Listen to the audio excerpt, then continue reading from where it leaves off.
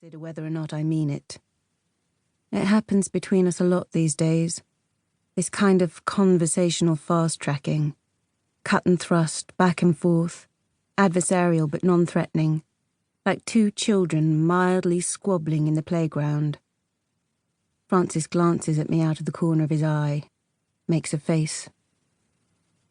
I stare out of the window, taking in the line of houses again as we crawl down the narrow road. Now that I look more carefully, I can see the little touches of individuality that some of the owners have tried to impart. A garishly painted garage door here, a smart gold number plaque there. One of the houses, number 14, is a little less smart than the others, its walls scuffed faintly with dirt, the lawn longer and more overgrown, tangled with weeds.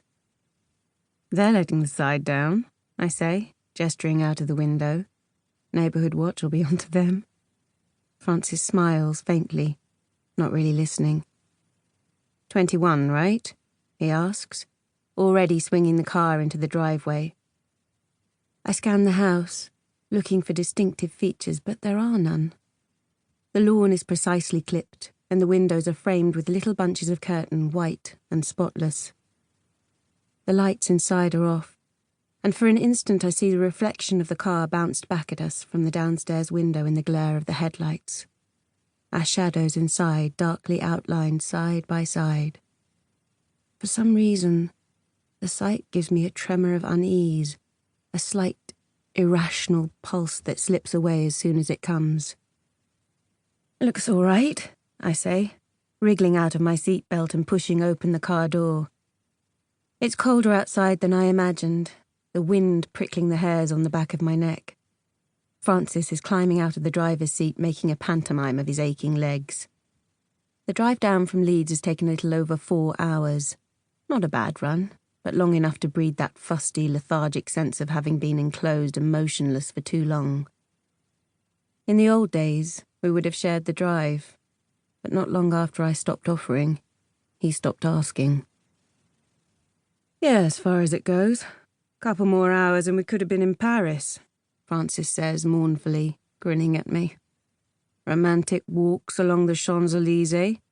Nice cup of café au lait and a croissant would have hit the spot right about now." I know, I admit.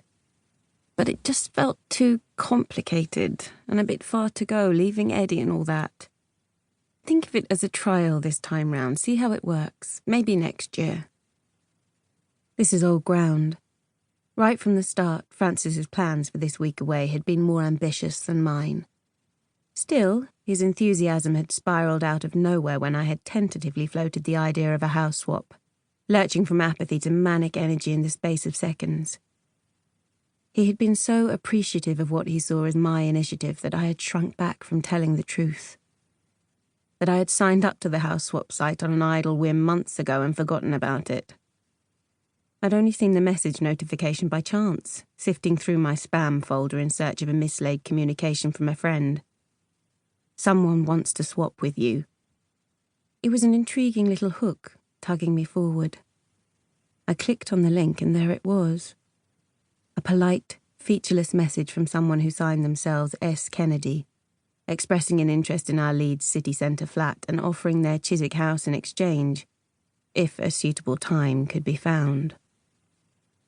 I had flicked through the pictures of number 21 Everdene Avenue, the unremarkable decor and the cool, pale walls, the nicely kept front lawn. But in truth, I'd barely taken them in. All I could think was that here was a chance for a change of scene at minimal expense, a week away for just the two of us, if my mother could take Eddie. Close enough to London for sightseeing day trips, far enough out of the centre to feel like a break from city life. We had toyed with the idea of a holiday in Spain months ago and abandoned it.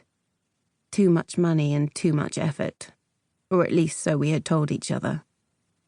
Perhaps Francis, too, had been secretly daunted by the implications of an exotically hot hotel room and candlelit evenings on a mimosa-scented terrace. Francis is ferreting beneath the plant pots at the side of the house, locating the key. "Brace yourself," he says, brandishing it. This is where we find out they've left a load of dead bodies festering in the kitchen. I roll my eyes.